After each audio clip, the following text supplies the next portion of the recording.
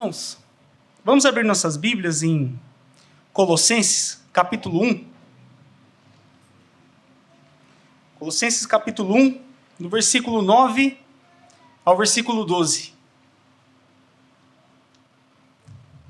Lá em Prudente nós vemos fazendo um estudo sobre essa passagem, só que estamos fazendo um estudo mais demorado. Lá nós dividimos em 6 ou 7 partes desse texto. Estamos na metade do estudo, e eu queria pensar uma parte, trazer para os irmãos. A irmã Jocilene, eu peço desculpa que já ouviu a mensagem, saiu lá de Prudente para me ouvir aqui. Vou ouvir mais uma vez a mensagem, mas espero que aos irmãos traga edificação. Vamos ler? Vamos colocar de pé, irmãos, para ler a palavra. Colossenses 1, do 9 ao 12. Por esta razão, nós também, desde o dia que ouvimos, não cessamos de orar por vós e de pedir que sejais cheios do conhecimento da sua vontade, em toda sabedoria e inteligência espiritual, para que possais andar dignamente diante do Senhor, agradando-lhe em tudo, frutificando em toda boa obra e crescendo no conhecimento de Deus, fortalecidos em todo poder, segundo a força da sua glória, em toda paciência e longanimidade com gozo, dando graças ao Pai que nos fez idôneos para participar da herança dos santos na luz. Vamos orar. Pai, eu me dirijo a Ti, Senhor, no nome do Teu Filho, e peço, Senhor, o Teu auxílio, a Tua força, o Teu poder, Pai, que me contagie, Senhor, para falar da Tua palavra, declarar Tua palavra, Senhor, falar da Tua vontade aqui para os meus irmãos, porque eu não sou capaz, Pai, nem digno. E eu peço, Pai, que também contagie meus irmãos, Senhor, com o Teu amor, com o Teu fervor, para honrar e viver a vida digna do Senhor também, Pai. Em nome de Jesus que eu te rogo, Senhor. Amém. Amém. Irmãos, pode se sentar. Como eu disse aos irmãos, nós estamos fazendo em Prudente um estudo sobre essa passagem com foco em como viver uma vida digna do Senhor. Todos nós fomos chamados pelo Senhor, convocados, aqueles que já creram, que são salvos no Filho dele.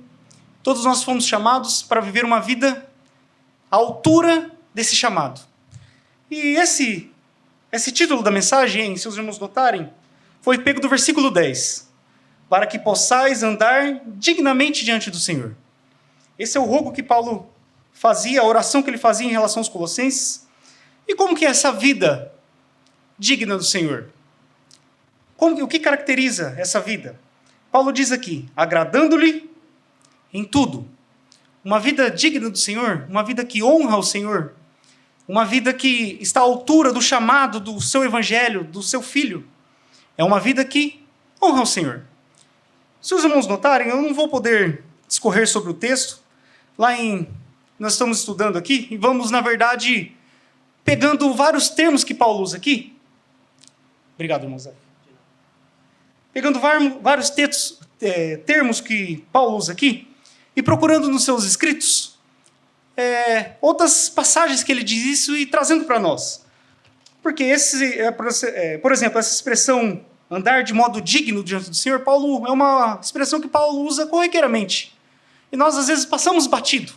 E não conseguimos pensar para nós, entender a profundidade disso e a relevância que isso tem para a nossa vida cristã. E Paulo diz, ele começa o versículo 10, para que possais. Então, quando ele diz para que possais, ele está relacionando isso a uma passagem antes. Ele está falando do versículo 9, que ele diz, por essa razão, nós também, desde o dia que ouvimos, não cessamos de orar por vós e pedir que sejais cheios do conhecimento da sua vontade. Então, o que Paulo está dizendo aqui é que para que nós possamos viver de modo digno, à altura do evangelho, do chamado dele, nós devemos conhecer a vontade dele. E aqui vem muitos pensamentos. Com certeza, todos os irmãos aqui, se eu perguntar qual que é a vontade do Senhor, o que você acha que é a vontade do Senhor? Muitos irmãos iriam devagar e trazer ideias à sua mente, ou ideias que corriqueiramente ouvimos no meio evangélico. Mas, meus irmãos, a verdade é que, com todo respeito, o que nós achamos não tem importância nenhuma. O que importa é o que Deus acha que é a sua vontade, o que Ele expressa na palavra dEle. E por isso nós fizemos esse estudo buscando nas cartas de Paulo o que ele tinha em mente quando ele dizia vontade de Deus. Nós não poderemos ver isso, quando eu disse, estou falando para os irmãos para, às vezes, o irmão que tiver a vontade, buscar isso. É muito interessante. E lá nós vimos a relação da vontade de Deus em relação à igreja, em relação ao nosso trabalho secular, em relação à nossa esperança, em relação à nossa vida conjugal, em vários aspectos. É muito interessante. E Paulo coloca conhecer essa vontade, meus irmãos, como uma condição necessária para que nós possamos viver a vida que agrada a Deus. É muito óbvio isso. Não há como agradar a Deus se você não conhece a vontade de Deus. Como você vai viver uma vida digna do Senhor, uma vida que honra, que agrada, à altura do seu chamado, se você não conhece o que Ele diz? Por isso é importante nos dedicarmos à palavra de Deus. E se os irmãos notarem, aqui, o texto é muito simples de entender, não é necessário desembaraçar, as verdades saltam aos olhos. Paulo começa a dizer aqui, o que compõe essa vida que agrada? Do que ela é feita? Quais são os elementos que fazem parte da vida que agrada a Deus? No versículo 10, ele disse aqui primeiro, o primeiro verbo, frutificando em toda boa obra.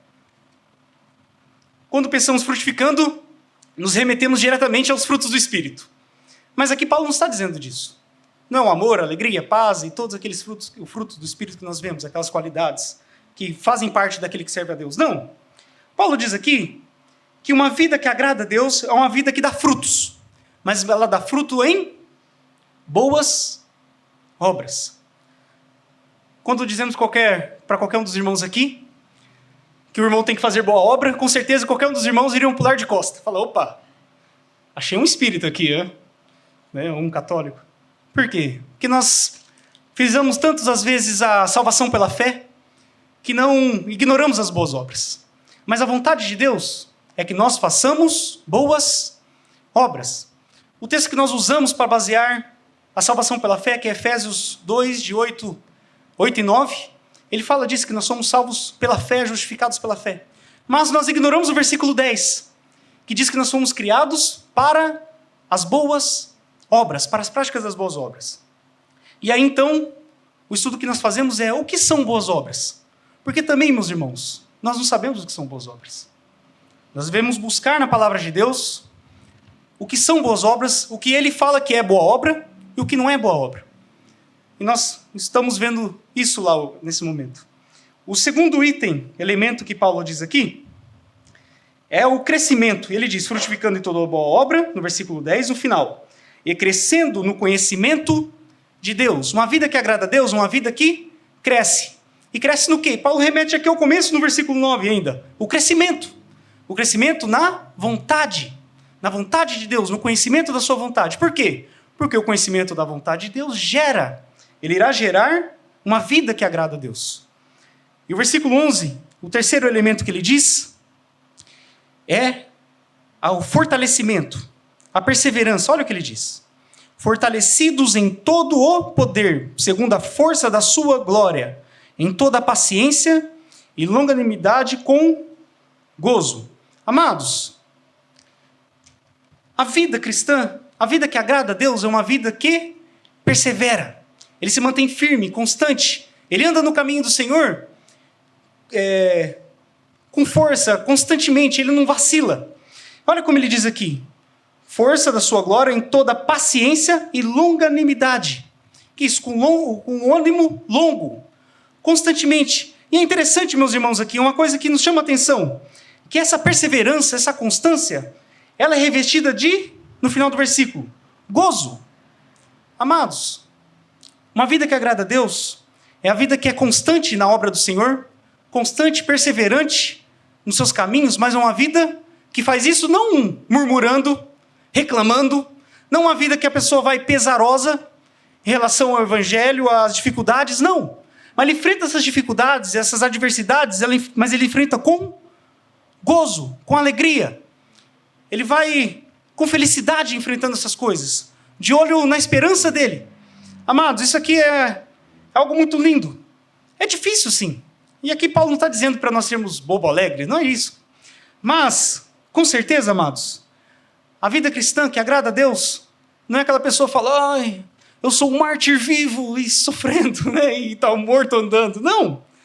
É uma vida com alegria, com vida, mas que se mantém firme e não vacila e não recua no caminho cristão. E por último, o quarto elemento que Paulo diz aqui é que é uma vida que dá graças a Deus, grata. Olha só, dando graças ao Pai que nos fez idôneos para participar da herança dos santos na luz. Irmãos, nós não temos dignidade em nós, mas o Senhor nos fez dignos. Ele nos fez idôneos, capazes. E de que Ele nos fez capazes? À altura de quê? De sermos feitos herdeiros dele. É isso que está aqui. Nós veremos isso mais à frente.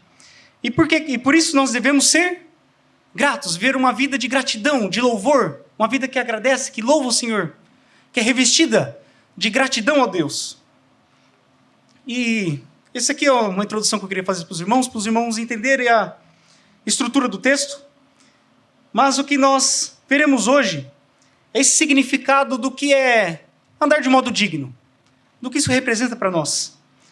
E a primeira coisa que eu quero que os irmãos notem aqui é que esse conhecimento de Deus que Paulo fala no versículo 9, ele não traz apenas um conhecimento intelectual.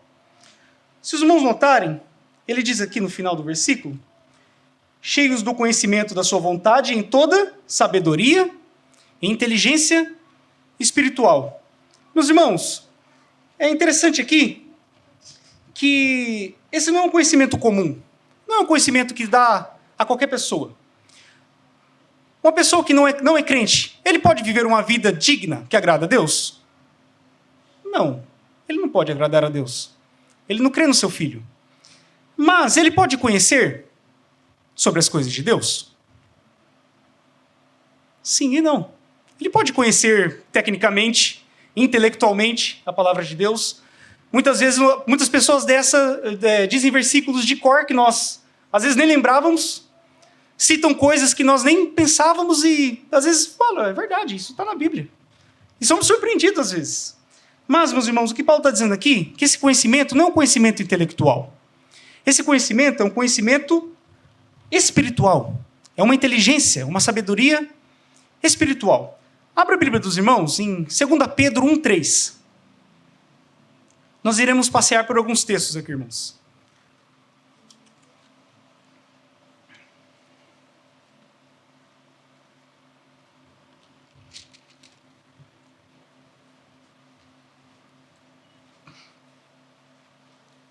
Segunda Pedro 1:3.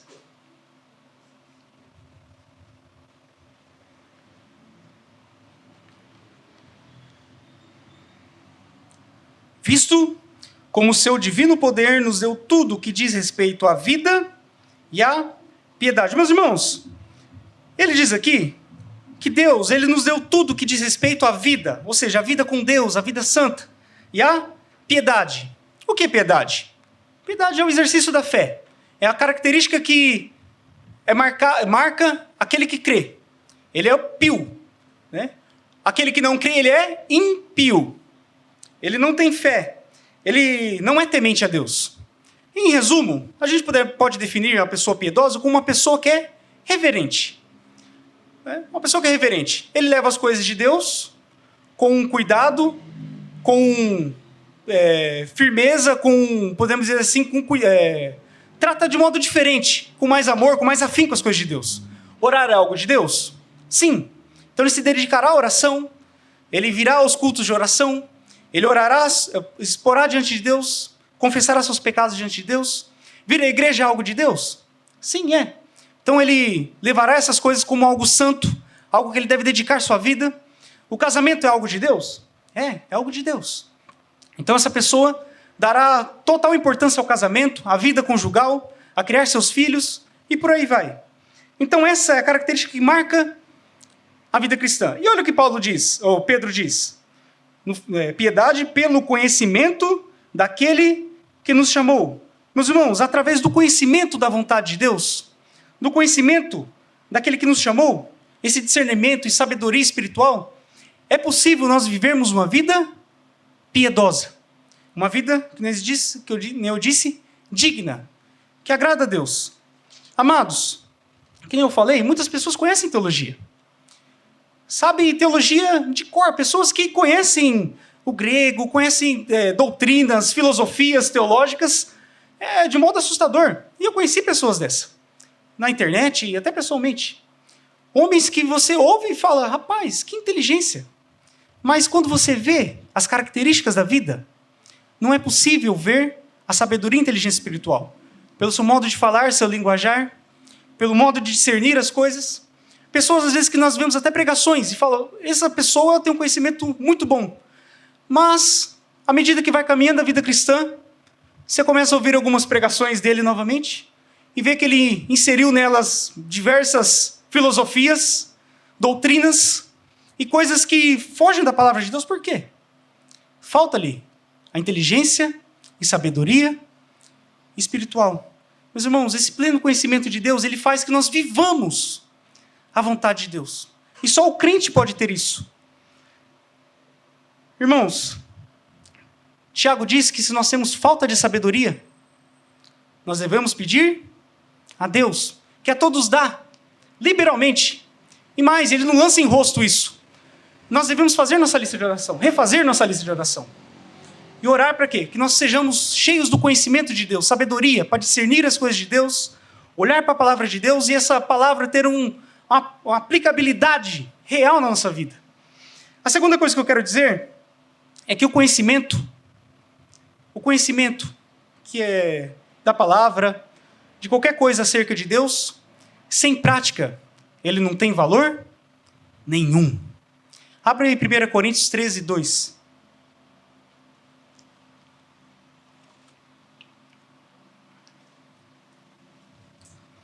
Como eu falei, há pessoas que conhecem profundamente a Bíblia e várias coisas, mas se a vida dela não condiz com isso, meus irmãos, isso não vale nada. Não vale. 1 Coríntios 13, versículo 2. Não vale absolutamente nada.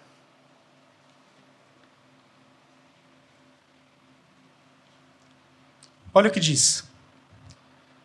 Ainda que tivesse o dom de profecia e conhecesse todos os mistérios e todo o conhecimento. Meus irmãos, Paulo aqui ele leva ao extremo o conhecimento. Ele diz, mesmo que eu tivesse todo o conhecimento do mundo, tivesse toda a ciência do mundo, conhecesse tudo sobre todas as coisas, e mais, se eu tivesse toda a fé, de tal maneira que transportasse os montes, se não tivesse amor, nada seria. E Paulo diz aqui que o amor que Paulo está dizendo aqui é um amor vivencial, sacrificial, um amor que age.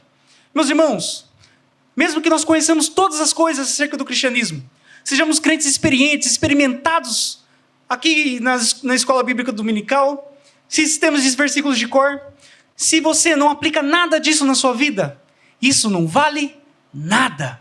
Não tem valor nenhum. Eu já falei aqui algumas vezes, ser ouvintes de sermões apenas não vale nada. O conhecimento, meus irmãos, ele tem que sair da mente, ir para o coração. E daí para os pés e para as nossas mãos. Mudar o jeito que a gente age, o modo como a gente anda, o modo como nós falamos, que usamos nossas mãos, nossos pés.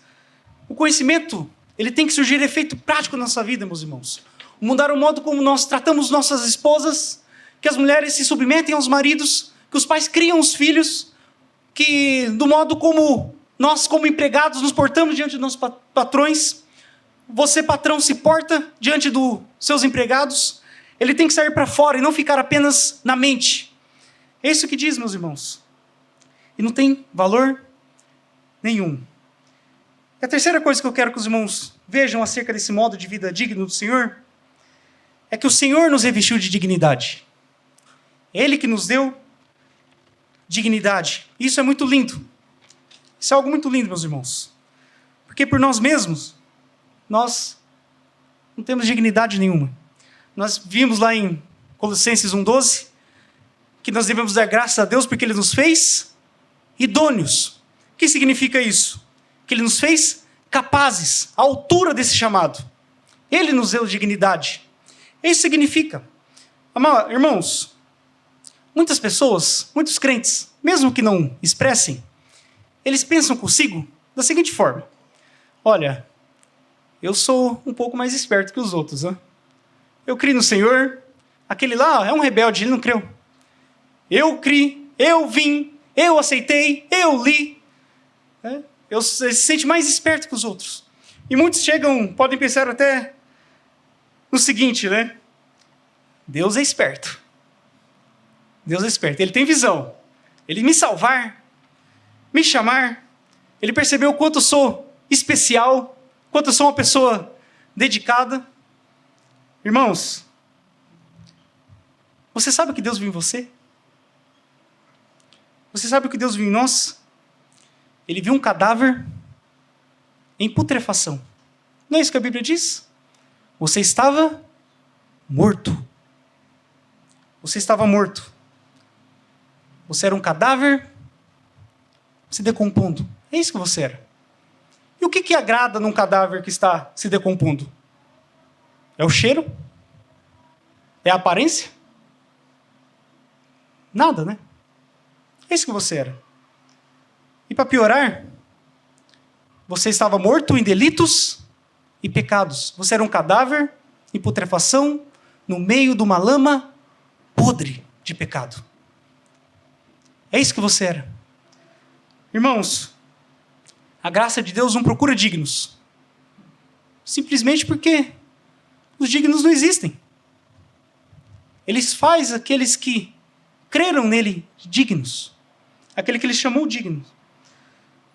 Irmãos, você era aquele cadáver que estava apodrecendo, se decompondo, jogado numa lama fétida. E o que Deus fez? Ele chamou você.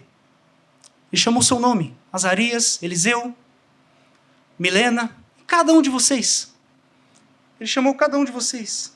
E o que ele fez? Ele tornou vocês dignos da herança dele. Ele revestiu vocês de dignidade para fazer parte do seu reino. Ele ressuscitou você. Ele lavou você com o sangue do Filho dele. Tirou você dessa podridão. Ele cobriu você com roupas da dignidade do seu reino. Ele colocou no seu dedo o anel de filho. Te chamou de filho, adotou você. Trouxe você para a casa dele. Aqui, para a família dele na igreja. E deu para você não somente isso. Ele deu para você ainda uma herança celeste. Uma herança juntamente com Cristo. E que Paulo diz: vocês devem dar graças a Deus, porque vocês foram feitos dignos da herança dos santos à luz. Meus irmãos, nós temos que ser eternamente gratos a Deus. Mesmo que perdêssemos tudo aqui. Mesmo que não tivéssemos nada, saúde, perdêssemos todos, assim como Jó perdeu. Nós teríamos que ser gratos eternamente a Deus, não faltariam motivos para nós. Porque nós temos muito mais do que nós merecemos e poderíamos sonhar, meus irmãos. A herança, as coisas que o nosso Senhor, do privilégio que Ele nos deu, é algo inimaginável para nós. Meus irmãos, e nós devemos, diante disso, andar à altura desse privilégio. Abra em 2 Tessalonicenses 1.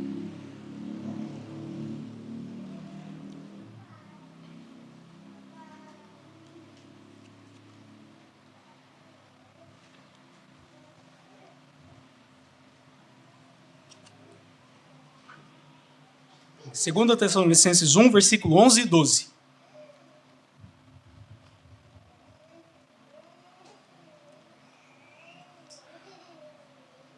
Por isso também rogamos sempre por vós, para que o nosso Deus vos faça dignos da sua vocação.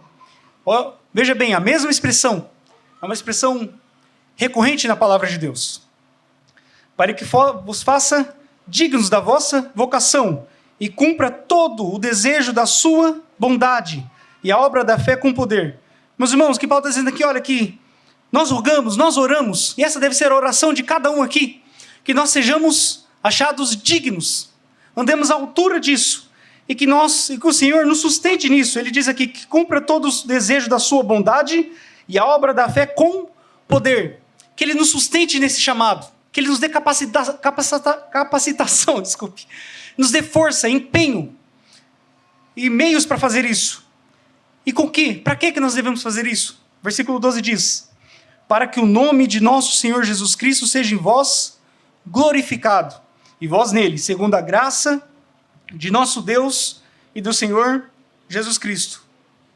Meus irmãos, para que nós devemos ser dignos? Viver de modo digno diante do Senhor? Para quê? Para a glória do nosso Senhor Jesus Cristo, para a glória de Deus. Meus irmãos, foi para isso que nós fomos criados. Esse é o motivo de nós existirmos, de nós vivermos aqui.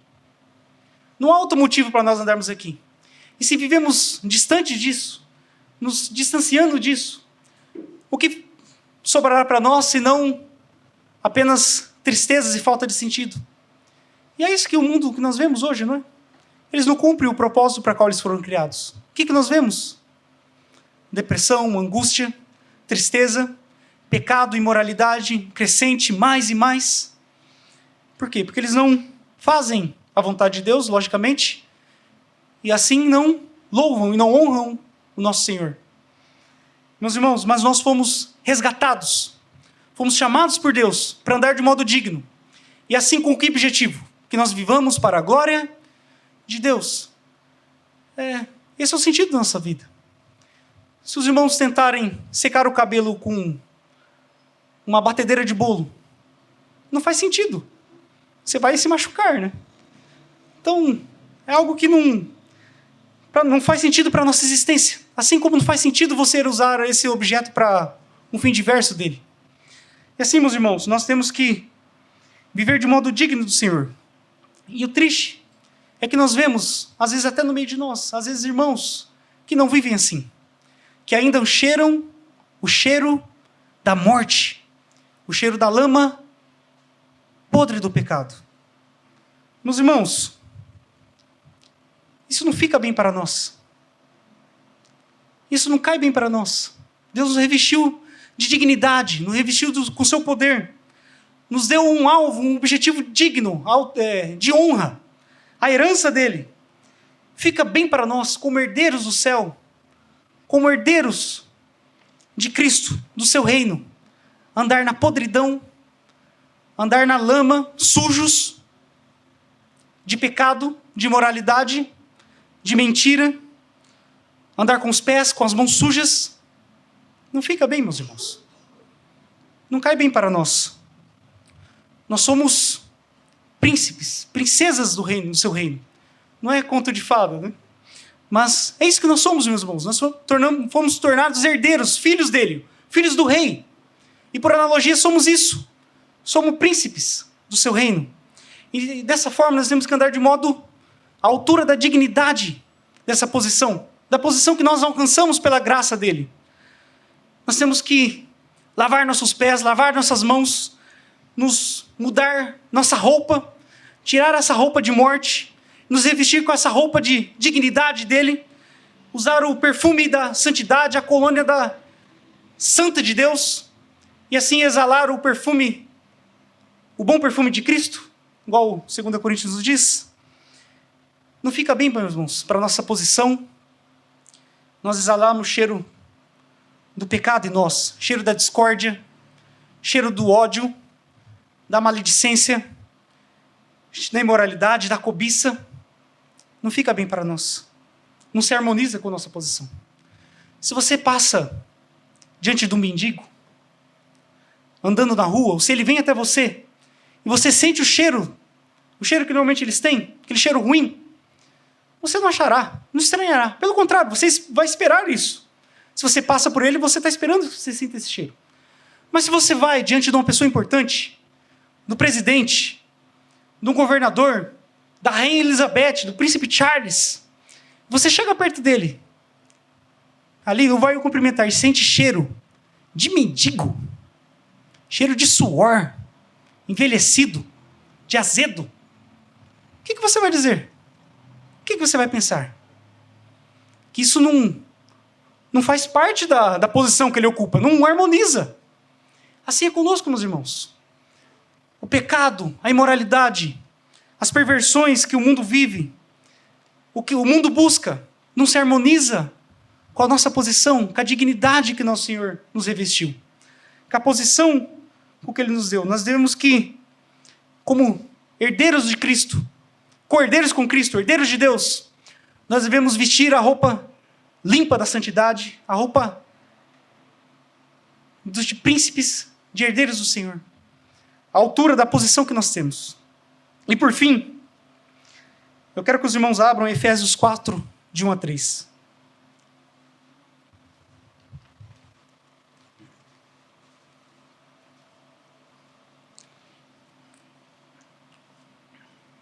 Em Efésios 4, de 1 a 3, aqui, esse texto, Paulo fala como viver o modo digno diante do Senhor também. Só que ele fala em relação, não à vida em geral, mas em relação à igreja. Como que nós podemos viver a vida digna do Senhor dentro da igreja? No meio dos irmãos, no convívio com os irmãos, na comunidade dos santos aqui. Se os irmãos perceberam, eu falo muito disso aqui. Eu sempre, quando venho aqui, procuro falar sobre o convívio na igreja, sobre o que Deus requer na humildade, no trato com os irmãos. Por que isso? Por que eu friso? Porque eu vejo, meus irmãos, assim, que hoje a convivência na igreja é algo deixado de lado. Os irmãos, normalmente, muitas vezes, são apenas ouvintes de palestra. Eles vêm aqui na igreja, ouvem e vão embora. Aqui os irmãos buscam ter uma convivência, isso é bom, saudável e, na verdade, necessário, para não dizer obrigatório, né? Que nós tenhamos uma comunhão, não apenas aqui, no nosso trato aqui, no culto formal, mas, apesar de congregar estar algo em baixa, muitas pessoas estão abandonando o congregar de fato, nós vemos que nós não conhecemos como devemos viver na igreja. Nós temos livros que ensinam como ser pastor, como ser diácono, como ser professora da escola bíblica dominical, como ser evangelista, como ser pai, como ser mãe, como ser um bom filho, como viver bem no trabalho, mas você não encontra livros como ser um crente dentro da igreja. Você não encontra. Por quê? É algo deixado de lado. As pessoas deixam isso ao acaso, ao sentimento apenas. Eu acho que tem que ser assim, por aí vai. Nós não damos o devido valor.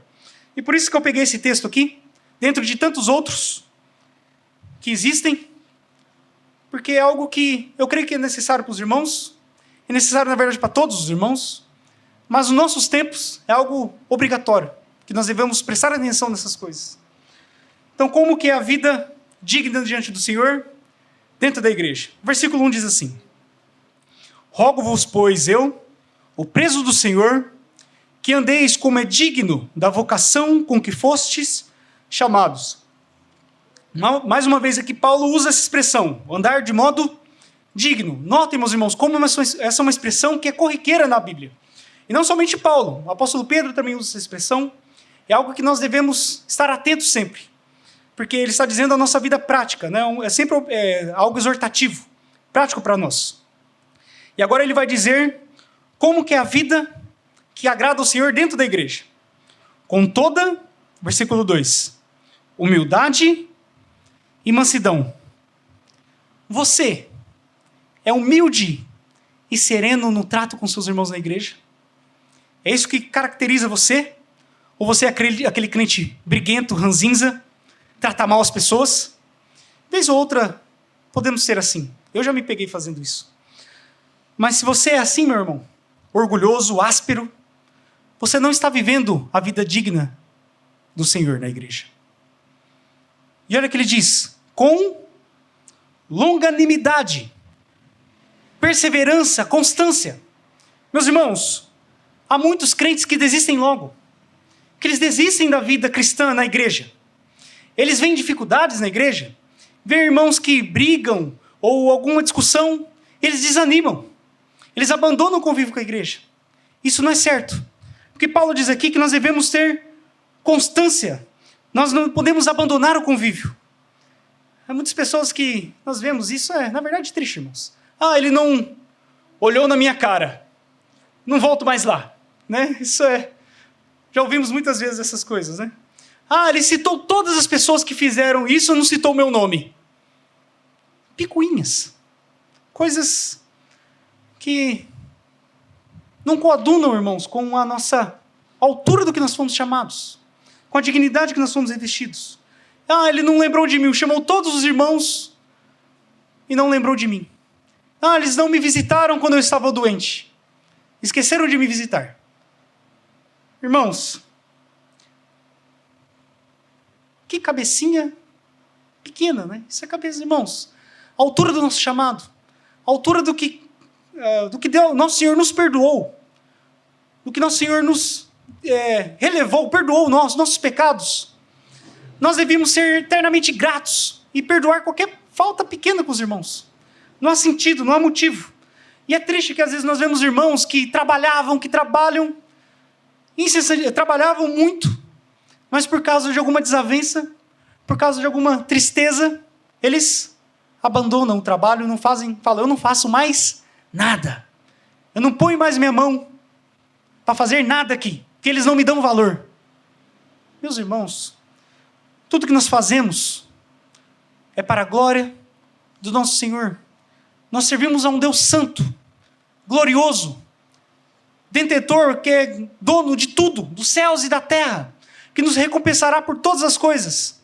A altura do nosso chamado, meus irmãos, faz com que nós devamos servir e ignorar qualquer coisa que venha nos entristecer aqui. Não há motivo algum para qualquer irmão olhar para alguma falta de outro irmão e virar a cara, abandonar, não falar mais com aquele irmão, sentir ódio. Não há nada que pode justificar isso.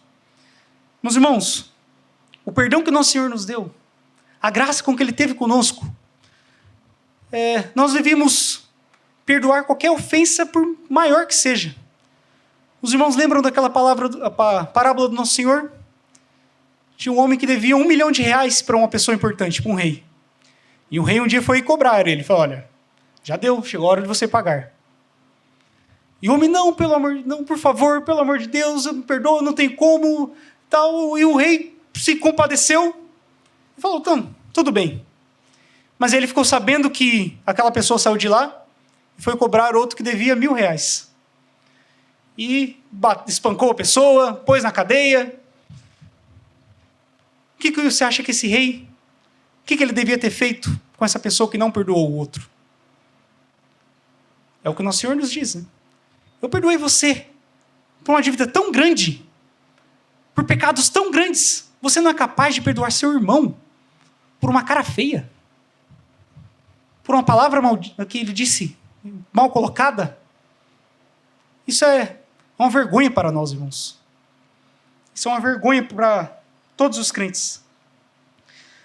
E nós vemos, na verdade, hoje, que muitas pessoas abandonam a vida cristã, de fato.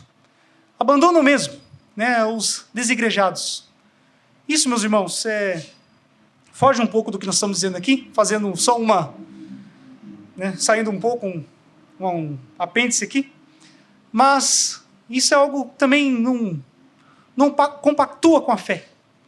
Porque nosso Senhor pôs a igreja dele como algo santo, que ele instituiu, que nós devemos permanecer e seguir como algo obrigatório. Nós não temos o direito aqui de pegar e escolher não vir à igreja. De falar, eu já não quero ir para a igreja. Por quê? Por quê? Você não serve a Deus? Você decidiu servir mais a você hoje do que a Deus. É isso que está acontecendo. Meus irmãos, essas pessoas, na verdade, quando dizem que a igreja não tem importância, que a igreja é algo que não vale a pena, que a igreja é algo de homens, que é uma instituição, na verdade, o que eles estão fazendo é uma blasfêmia. É uma blasfêmia contra Deus. Porque foi Deus que instituiu a igreja. Aí eles vão se embasar para fazer isso. Eu não vou na igreja porque... E começam a pegar versículos bíblicos que Paulo escreveu, por exemplo, para a igreja de Roma, a igreja de Éfeso. Não faz sentido algum, né? Eles pegam textos que o escritor escreveu para igrejas, para falar que não vai para a igreja, que não deve ir para a igreja. Essas coisas, meus irmãos, eu digo, não se deixem enredar por isso, não se deixem levar. Porque isso tem uma cara de piedade. Mas isso, na verdade, é do diabo. São coisas de demônio. Isso, na verdade, se traduz em safadeza. São pessoas que não querem compromisso com a obra de Deus. Não querem se expor, porque vir aqui, congregar na igreja, não somente exige de nós um compromisso de vir aqui, mas exige de nós uma responsabilidade com cada um dos irmãos. Nós temos obrigações aqui com cada um. Se os irmãos lembrarem daquele texto de Hebreus, ele diz, não deixando de congregar, como é costume de alguns. Se os irmãos fossem terminar esse versículo, na cabeça dos irmãos, o que os irmãos colocariam no versículo?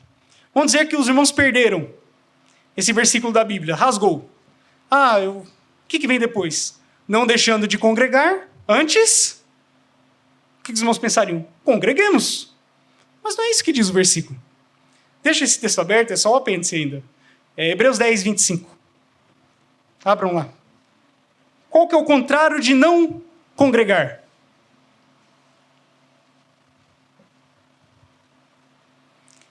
Não é só vir aqui.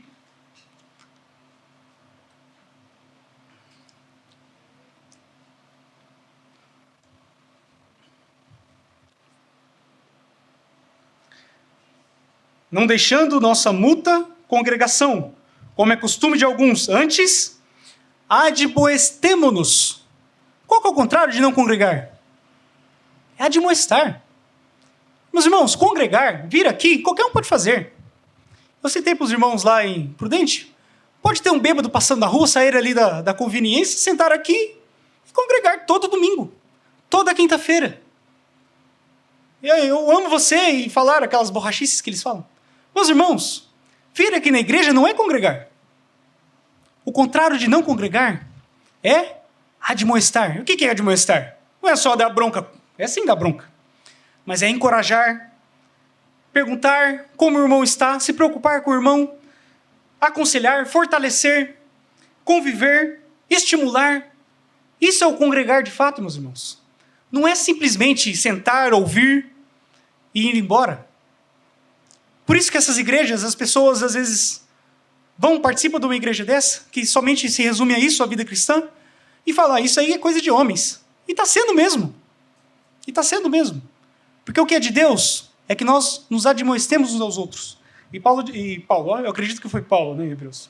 E tanto mais quando vedes que vai se aproximando aquele dia. Irmãos, essa é a nossa obrigação.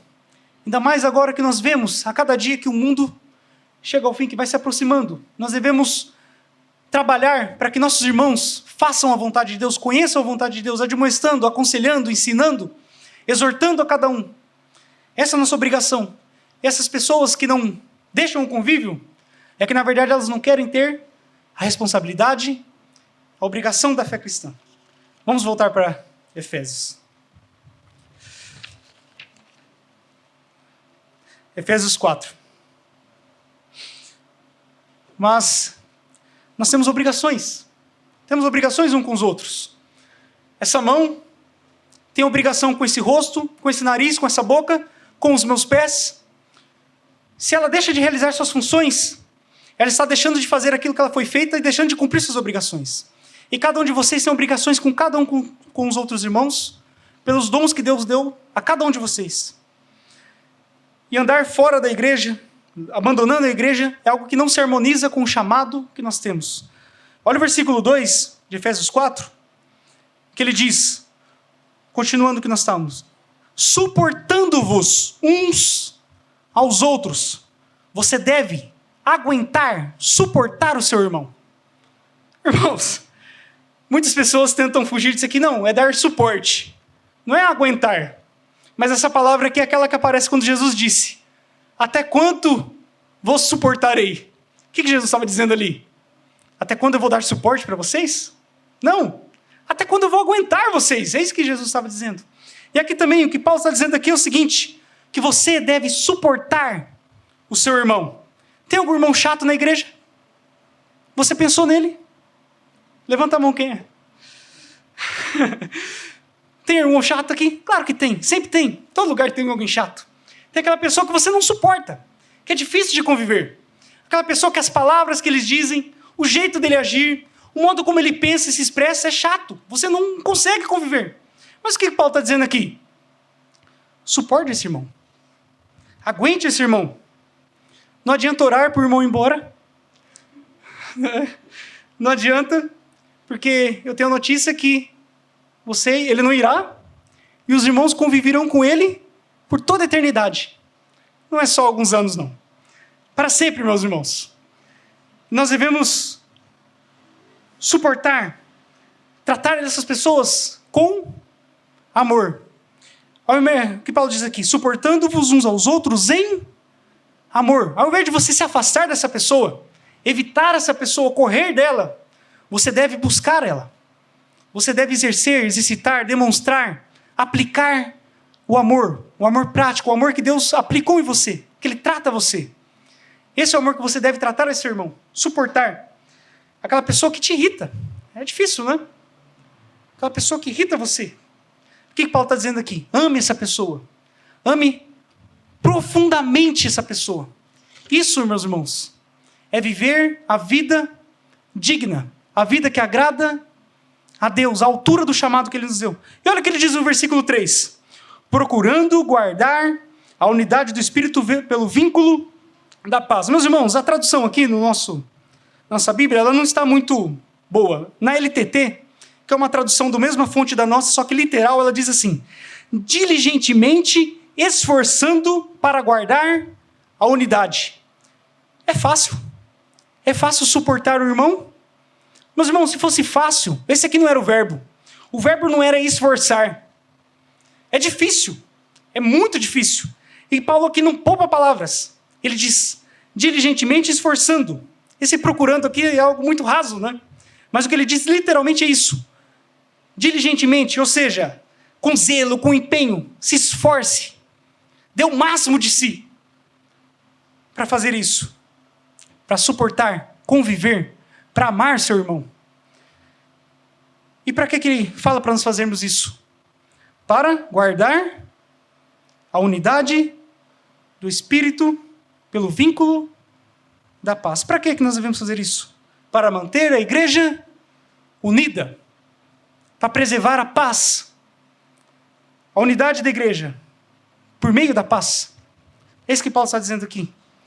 O que nós devemos fazer, meus irmãos, é literalmente dar a outra face. Se deixar ser esbofeteado pelo outro irmão. É isso que é o chamado. O que Paulo está dizendo aqui? Isso. Conforme eu disse, nós não temos direito de não perdoar o irmão. Nós não temos esse direito.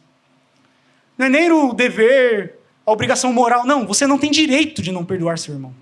Pelo perdão que o Senhor deu a você. Você faz isso. Você vive desse modo. Aplica o amor. Não é o amor, eu te amo. Como eu amo meus irmãos. Não. Esse é o amor. O que é o amor? O amor que Paulo diz em 1 Coríntios 13, que nós lemos, qual é? É o amor vivencial, sacrificial, prático. É o mesmo amor que nosso Senhor teve por você. Que Ele se sacrificou por você. Meus irmãos, nós devemos avaliar nosso modo de agir aqui dentro da igreja. Avaliar como agimos, como tratamos, como respondemos, a como os irmãos nos tratam, como nós respondemos a essas atitudes, e expressar. Muitos irmãos não odeiam, não falam mal, não ficam fazendo panelinhas contra, mas são diferentes. Isso também é errado. Isso não coaduna também com o que nós somos chamados. Porque o amor, ele é algo que envolve agir, não sentir. Não é simplesmente, eu sou indiferente, ele está aqui, eu sento ali. Eu evito mais ou menos aqui, né, o máximo possível, não. Tem que haver uma interação. Temos que agir de fato, amar de fato. E melhorar o que às vezes já é bom na igreja. Os irmãos têm uma convivência muito boa. Todos praticamente participam, procuram participar das coisas, mas é possível caminhar muito mais que isso, meus irmãos. E crescer muito mais que isso. E Paulo está exortando esses irmãos aqui de Éfeso para que eles cresçam nisso. No amor com cada um, suportando diligentemente, se esforçando para suportar. É difícil, claro que é, mas nós somos capacitados pelo Senhor. O Senhor nos deu todas as coisas que condizem, que nos capacitam para a vida e piedade. É isso que nós vimos, né? Que o Senhor nos ajude, meus irmãos, a viver de modo digno diante do Senhor. Que os irmãos, diante do que eu expus também, tentem ver esses trechos quando leem a palavra de Deus, esse andar de modo digno, conhecer a vontade de Deus, que são coisas muito além do que nós pensamos muitas vezes. E nós sejamos atentos a isso, para que nós coloquemos em prática essa vida que honra o nosso Senhor. Amém? Vamos orar, meus irmãos.